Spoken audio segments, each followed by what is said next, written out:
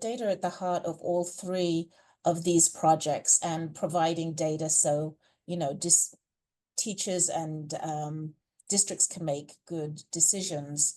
But data sharing is easier said than done, right? It can be challenging sometimes. I'm hoping you guys can tell me a little bit more about some of the challenges that you faced with data sharing and how you got past those challenges. If you don't mind, why don't I jump in since I did my spiel on time? Yes, please. So much time. So the data use agreements that we've had, and we've had them between the university and the school districts, between the university and the provider. A lot of this is important because we're protecting privacy. We're paying attention to the rules around FERPA and the use of data and information. But it's an extraordinary challenge to be able to work, and I say this respectfully, with the legal counsels of the various entities, because they have to do their work to protect the interests of the institution, and then they have to actually negotiate with the others. And so we've had data use agreements in our center that Amy and I work in that have taken 2 or 3 months, and that's actually really fast. And we have one that took almost 3 years. And that was, given the circumstances, that was also fast because it was negotiating, change, back and forth, and back and forth. So there's a piece of understanding that process, and in diving in to create these relationships and these opportunities, there's a certain amount of professional patience that one has to have, while simultaneously working on trying to build trust. And so there's a little contradiction there. It's sort of like, trust us, we're going to be able to do things with you and for you, but it's just going to take some more time. And so that becomes sort of a tightrope act that we again, practicing communication over and over again is going to be key.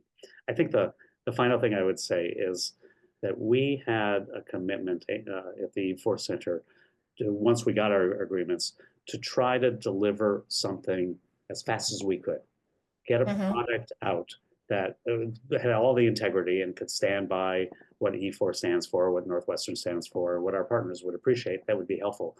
But get something out fast that would be of use, and then engage around that. Create a learning community opportunity, build some more questions, and then show that we can do another one really fast. Because then what that does is buys the time for the longer type of study that's going to take much more analysis, and it builds a little bit of patience on the end of folks who are really needing the information.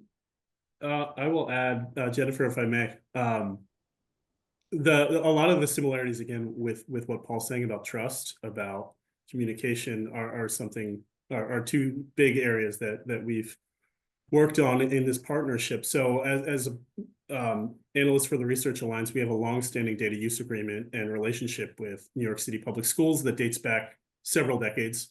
While not unique, it makes us fairly distinctive. So we have a no surprises policy built in. We've developed trust with our colleagues and really view this as a partnership focused on learning and improving student outcomes. So my organization's role in this partnership really built off of this relationship with New York City Public Schools, but added a new dimension with Amplify. And what we found successful is what my colleagues on this webinar have mentioned is really around communication, regular check-ins and reflection meetings. From our end, what does the data look like? How is it being collected by the platform? How does the platform need to reorient this data for researchers like me to make sense of it?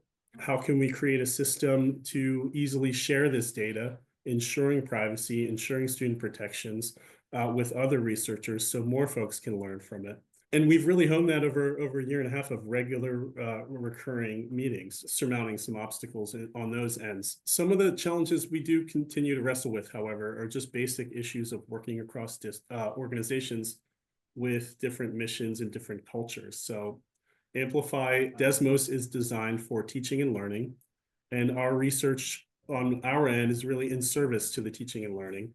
And so we have to be flexible and adapt to the implementation, how this is working on the ground. We have to understand the implementation, how students and teachers are using it, how they're collaborating with it, how students work together in groups with this platform makes the analysis harder on our end, but it's not something we want to interrupt, as teaching and learning really is central. So the flexibility that Amplified Desmos is designed for, we have to understand that. We have to understand how, in short, this is being implemented, and really use that implementation, what we're learning through observations and survey data, to inform sort of how we analyze the platform. I wanted to just build briefly on what Paul and John both shared. One key thing that we've learned in E4 is that a partnership with a provider doesn't necessarily guarantee that our team will have access to some of the more nuanced data that we may need to do work in service of our school district partners. I think one of the biggest takeaways here from all this is that digital learning platform data ultimately belongs to districts. So for some of the research that we've been interested in doing that focuses more on policy and geographic or other contextual factors, we've really had to work directly with districts to make sure that we have access to the more detailed data that we need to complete our work. And as has been discussed, this isn't the sort of thing that happens overnight. It really takes time and trust. Yeah, exactly. And it sounds like, we're trying to use kind of these existing data sets and data systems in ways they're not used to being used, right? And, combining and integrating data is a challenging thing to do, even at the best of times.